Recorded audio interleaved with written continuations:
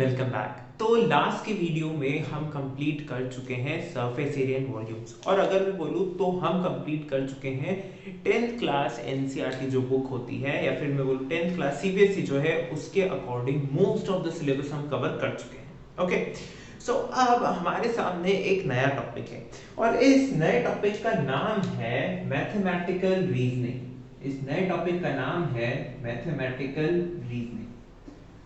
Okay, सो mathematical reasoning में सबसे पहली चीज जो आती है वो आती है कि कोई सेंटेंस क्या होता है। ओके, तो आप अगर कोई एक लंबा सा कुछ भी आप वर्ड्स को जोड़ के कोई एक सेंटेंस बना देते हैं, राइट। वर्ड्स को जोड़ के आप क्या करते हैं, सेंटेंस बनाते हैं। अब सेंटेंसेस बहुत तरह के होते हैं, असर्टिव, इंटरोगेटिव, एक्सक्लेमेशन, राइट। सो असर्टिव क्या होता है, जिसमें हम कुछ असर्शन करते हैं, ठीक है। असर्शन यानी जैसे एग्जांपल 2 + 2 = 4, ठीक है, दैट्स ट्रू, राइट। 2 + 2 = 4, ये हमारा असर्शन है। अब नेक्स्ट इंपेरेटिव। इंपेरेटिव मतलब जहां पर आप कोई कमांड दे रहे हो या रिक्वेस्ट कर रहे हो, ठीक है। जैसे एग्जांपल दिया मैंने कि डू योर होमवर्क, अपना होमवर्क करो, ये मेरा एक कमांड है, right. So this is an imperative sentence. उसके बाद है एक्सक्लेमेटरी। अब एक्सक्लेमेटरी क्या होता है, जहां पर एक बहुत स्ट्रॉन्ग फीलिंग होती है, ठीक है। जब भी हम कोई प्रेयर की बात करते हैं, ठीक है, प्रेयर की जब भी हम बात करते हैं, जैसे may God bless you, okay, may God help you, these are all exclamation, ठीक है। इनके साथ हम एक एक्सक्लेमेशन का साइन लगाते हैं। उसके बाद बारी आती है इंटरोगेटिव की। इंटरोगेटिव यानी आपने सुना होगा ना, इंटरोगेशन चल रहा है, राइट। इंटरोगेशन यानी कुछ क्वेश्चंस पूछे जा रहे हैं, ठीक है, क्वेश्चंस पूछे जा रहे हैं जिनका हमें आंसर चाहिए, कुछ सवाल पूछे जा रहे हैं जिनका हमें जवाब चाहिए, तो वो काय में आएंगे, इंटरोगेटिव सेंटेंस। अब सेंटेंसेस को जब हम आगे बढ़ते हैं तो अब हमारे पास आते हैं स्टेटमेंट और प्रपोजिशन, राइट। मैथमेटिक्स में हमने क्या पढ़ा है, थ्योरम, स्टेटमेंट, प्रपोजिशन, कोरोलरी, ये चीजें पढ़ी है ना। तो अब स्टेटमेंट और प्रपोजिशन क्या होते हैं, कोई ऐसा सेंटेंस जो डिक्लेरेटिव हो, ठीक है, जो डिक्लेरेटिव और उसमें हम बता सकें कि वो ट्रू है या फॉल्स है, ठीक है। कोई ऐसा सेंटेंस जो डिक्लेरेटिव हो, डिक्लेयर कर रहा हो, कोई ना कोई चीज बता रहा हो, ठीक है, अनएम्बिग्युअस हो, यानी कि कहीं पर सही कहीं पर गलत नहीं हो। ओके, ऐसा कोई अगर हमारे पास सेंटेंस है तो उसको हम बोलेंगे स्टेटमेंट या प्रपोजिशन। स्टेटमेंट और प्रपोजिशन के बाद देखिए, जब हमारे पास कोई एक ऐसा सेंटेंस गिवन हो कि वो इंपेरेटिव हो, एक्सक्लेमेशन हो, एक्सक्लेमेटरी हो या इंटरोगेटिव हो, उसके साथ अगर टाइम जुड़ जाए, क्या जुड़ जाए, उसके साथ अगर टाइम जुड़ जाए, ठीक है, टाइम जुड़ जाए या फिर प्लेस जुड़ जाए, या फिर प्लेस जुड़ जाए, या फिर, ठीक है, टाइम प्लेस के अलावा अगर हम ही, शी, दे ऐसे जनरल वर्ड्स का यूज करें, तो वो जितने भी सेंटेंसेस होंगे वो स्टेटमेंट या प्रपोजिशन नहीं बनेंगे, ठीक है। वो जितने भी सेंटेंस होंगे वो स्टेटमेंट या प्रपोजिशन नहीं बनेंगे। क्यों, देखिए, सपोज मैंने बोला कि he is walking, suppose normally बोला मैंने ही इज वॉकिंग, ठीक है, या फिर इज ही वॉकिंग, चलिए क्वेश्चन मार्क करना है ना, इंटरोगेटिव, तो इज ही वॉकिंग। तो अब ही जो है वो जनरल टर्म हो गया। जरूरी थोड़ी है कि सामने मेरे दो जने हों और दोनों चल रहे हों। सपोज एक जना बैठा है, एक चल रहा है, और मैंने पूछ लिया जो चल रहा है उसके बारे में, और सामने वाले ने किसके बारे में समझ लिया, जो बैठा है, तो दोनों का आंसर अलग अलग होगा। कोई एक पर्टिकुलर ट्रू या फॉल्स या फिर यस या नो एक आंसर नहीं दे पाएगा, राइट। एक ऐसा आंसर जो पूरे सबके लिए ट्रू हो, ये जनरल ट्रू नहीं हो पाएगा ना, ये किसी पर्टिकुलर पर्सन के लिए ट्रू होगा। तो जब हम किसी एक का नाम जोड़ देते हैं, ठीक है, ये तो क्या हो गए, प्रोनाउंस हो गए। जब हम किसी नाउन के लिए, ठीक है, पर्टिकुलर पर्सन के लिए बात करें, उस पर्सन का नाम लिख के बोले या नाम बोले, तब हमारा जो सेंटेंस होता है वो बनता है एक स्टेटमेंट उस पर्टिकुलर पर्सन के लिए, ठीक है। चलिए, सेंटेंसेस हो गया, स्टेटमेंट हो गया, ठीक है। सेंटेंसेस के चार टाइप्स हो गए, एग्जांपल्स हो गए, स्टेटमेंट की डेफिनेशन हो गई, और सेंटेंसेस में क्या होता है कि वो स्टेटमेंट नहीं बनते, वो कंडीशन भी हमने देख ली, ठीक है। अब इनके जो नोट्स हैं, जो वर्ड टू वर्ड डेफिनेशन है, ये तो आपको नोट्स में मिल जाएंगे, ठीक है। हम बढ़ते हैं आगे। ओके, सो देखिए, अब हमारे पास आता है कि किसी स्टेटमेंट का, ठीक है, मैं क्या बोल रहा हूं, किसी स्टेटमेंट का नेगेशन क्या होता है, नेगेशन, नेगेशन यानी उसका उल्टा।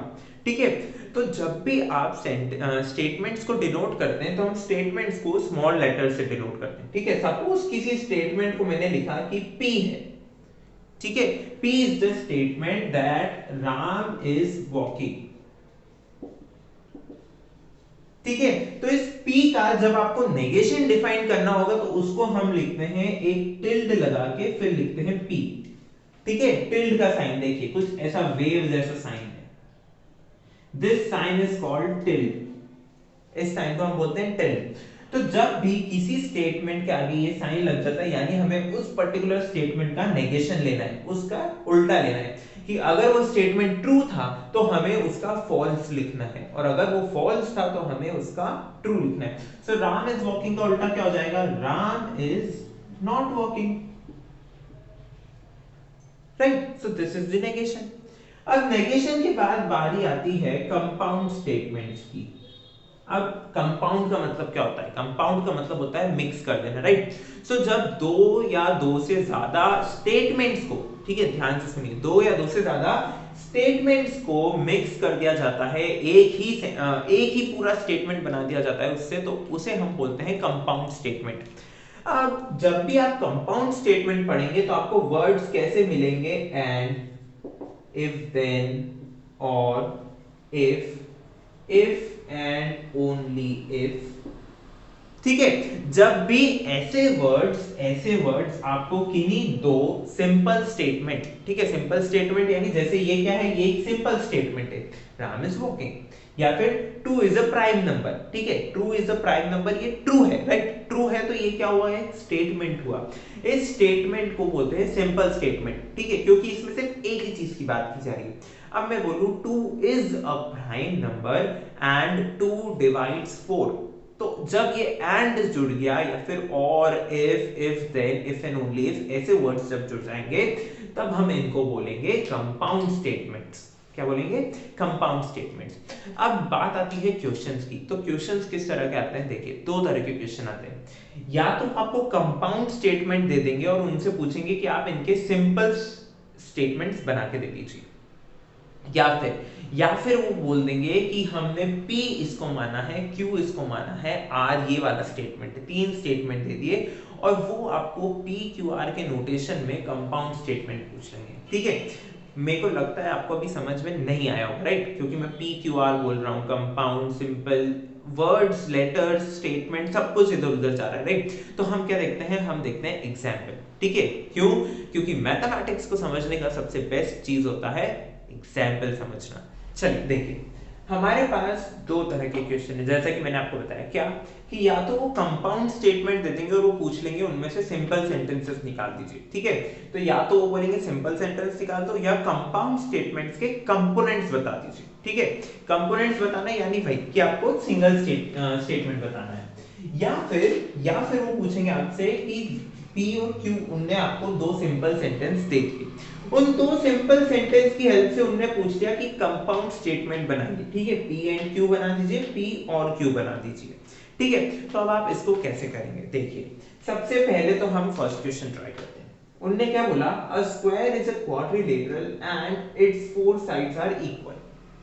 ठीक है, तो अब मुझे इस कंपाउंड स्टेटमेंट के एंड जुड़ गया यहां पर, एंड एक बार आया यानी कि इसके दो दो सिंपल सेंटेंसेस बनेंगे। तो सबसे पहले सपोज मैंने उसको नाम दे दिया P, तो P दे दिया मैंने कि स्क्वायर इज ए क्वाड्रिलेटरल। ठीक है, this is the first simple statement. अब मुझे सेकंड चाहिए Q, तो Q में मैं ऐसा नहीं लिख सकता कि its four sides are equal. ठीक है, क्यों, क्योंकि इट जो है वो हम प्रोनाउन के तौर पे आ जाएगा। राइट, इट जनरल हो गया ना, मुझे किसके बारे में बात करना है, मुझे स्टेटमेंट देना है, मुझे सेंटेंस नहीं बनाना है, मुझे स्टेटमेंट देना है, तो मुझे यहां पर वापस लिखना पड़ेगा कि स्क्वायर। ठीक है, स्क्वायर या फिर क्या है, the four sides of square are equal. ठीक है, four sides of a square are equal.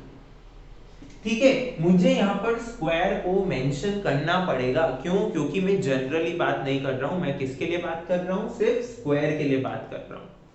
ठीक है, अब देखिए, अब सेकंड क्या है question, the sky is blue and the grass is green. अब एंड लिख दिया उन्होंने वापस। ठीक है, तो एक सेंटेंस एक स्टेटमेंट हो गया the sky is blue, second statement हो गया द ग्रास इज ग्रीन। तो आप जरूरी नहीं है कि P Q ही आपको यूज करना है, आप A से लेके Z तक किसी को भी यूज कर सकते हैं। ठीक है, लेकिन अलग अलग स्टेटमेंट के लिए अलग अलग आपको स्मॉल लेटर चूज करना है। ठीक है, तो सपोज स्काई इज ब्लू को मैंने नाम दे दिया A, sky is blue, okay, the sky is blue, और B मैंने दे दिया द ग्रास इज ग्रीन। हो गया आपका क्वेश्चन खत्म। तो आपको कुछ नहीं करना है, कंपाउंड स्टेटमेंट में से सिंपल स्टेटमेंट्स को अलग अलग करना है। ठीक है, अब स्टेटमेंट का ये सिर्फ नोटेशन है। ठीक है, जैसे नेगेशन का हमने क्या पढ़ा था, नोटेशन, नेगेशन का हमने पढ़ा था कि टिल्ड लगाना है। जिस भी स्टेटमेंट का हम नेगेटिव बना रहे हैं, नेगेशन स्टेटमेंट बना रहे हैं, उसके आगे हमें टिल्ड लगाना है। टिल्ड के बाद हमें सपोज P का बना रहे हैं तो P A, जो भी जिस भी स्टेटमेंट का बना रहे हैं वो लिखते हैं। ठीक है, अब चलिए सेकंड क्वेश्चन क्या है, देखिए, There is something wrong with the bulb, there is something wrong with the wiring। ये P और Q उन्हें गिवन है, उनने हमसे पूछा P and Q क्या होगा, P और Q क्या होगा, ये हमें कंपाउंड स्टेटमेंट बनाना है। तो देखिए P and Q तो क्या हो जाएगा, There is something wrong with the bulb and the wiring। ठीक है, there is something wrong with the bulb and the wiring and, क्योंकि उन्होंने मुझसे पूछा है ना कि मुझे एंड का यूज करके कंपाउंड स्टेटमेंट बनाना है, तो बल्ब के साथ कुछ गलत है और वायरिंग के साथ भी कुछ गलत है। ठीक है, मैंने और हिंदी वाला और बोला है, ठीक है, इंग्लिश वाला और नहीं बोला है। अब P और Q यानी वापस आपको ये लिखना पड़ेगा, there is something wrong with the wiring. ठीक है, तो विथ दी बल्ब है पहला स्टेटमेंट, तो बल्ब और दी वायरिंग। ठीक है, देखिए क्या था statement, P and Q, P और Q। तो पहले आपको P को मेंशन करना पड़ेगा, P में क्या है, बल्ब है, तो पहले हमने P का यूज किया। फिर उन्होंने हमसे क्या बोला था, हमें क्या यूज करना है, एंड का यूज करना है, तो हमने एंड का यूज किया। Q क्या था कि there is something wrong with the wiring, तो हमने द वायरिंग का यूज किया। ठीक है, अब यहाँ पर एंड और में आप ध्यान से देखें तो हमने यही स्टेटमेंट को, या फिर मैं बोलूं इन्हीं वर्ड्स को, जो ये थे there is something wrong with, ठीक है, इनको बार बार नहीं लिखा है। ठीक है, बार बार लिख सकते हैं, लेकिन हमने सेंटेंस को स्टेटमेंट को हमें ट्राई करना है जितना छोटा हो सके उतना छोटा बनाना है, कंपाउंड हो या सिंपल हो, जितना छोटा हो सके उतना बनाना है। ठीक है, सो जब यहाँ पर सेम चल रहा था तो हमने एंड यही लगा के डायरेक्ट लिख दिया, ऐसे और के लिए। ठीक है, सो हमने अभी क्या देखा, देखिए हमने देखा कि सेंटेंसेस क्या होते हैं, चार तरह के होते हैं। उन सेंटेंसेस में अगर टाइम, प्लेस या फिर प्रोनाउंस का यूज हो जाता है तो वो स्टेटमेंट नहीं बनते। स्टेटमेंट क्या होते हैं, स्टेटमेंट वो सेंटेंस होते हैं जो डिक्लेरेटिव हो, यानी हमें ट्रू और फॉल्स दे सके, या फिर नहीं, और उसके साथ अनएम्बिगुअस हो, यानी क्या कि वो टाइम के साथ चेंज ना हो।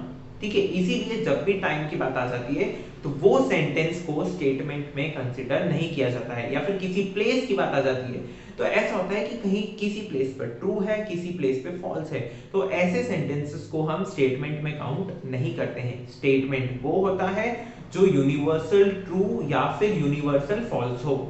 ठीक है, डिक्लेरेटिव हो, अनएम्बिगुअस हो। उसके बाद हमने देखा नेगेशन क्या होता है, तो किसी भी स्टेटमेंट का नेगेशन यानी उसका उल्टा, अगर ट्रू स्टेटमेंट है तो उसका फॉल्स स्टेटमेंट, और फॉल्स स्टेटमेंट है तो उसका ट्रू स्टेटमेंट। उसके बाद कंपाउंड, तो जब दो या दो से ज्यादा सिंपल स्टेटमेंट्स को हम कंबाइन करते हैं तो उन्हें बोलते हैं कंपाउंड। और हमने कंपाउंड के एग्जांपल देख लिए और सिंपल से कंपाउंड के भी हमने एग्जांपल देखे। ठीक है, compound to simple, simple to compound. So मिलते हैं अगले वीडियो में विद सम क्वांटिफायर्स। अब क्वांटिफायर्स क्या होते हैं, if, then, if and only if, ये बहुत सारी चीजें हैं। तो इनके साथ साथ जब हम आगे बढ़ेंगे तो आपको थोड़ा फिजिक्स का भी पार्ट मिलेगा। क्यों? क्योंकि जब हम इन्हीं के साथ आगे बढ़ेंगे तो सिंबॉलिक लॉजिक आएगा, ठीक है, उसमें ट्रुथ टेबल आती है जो कि फिजिक्स में भी यूज आती है, ठीक है। फिजिक्स में कहाँ यूज आती है? जब आप सर्किट्स पढ़ते हैं, ठीक है, तो सर्किट्स मैथमेटिक्स में भी आएगा। ओके, सो मिलते हैं अगले वीडियो में, तब तक के लिए thanks for watching and keep supporting.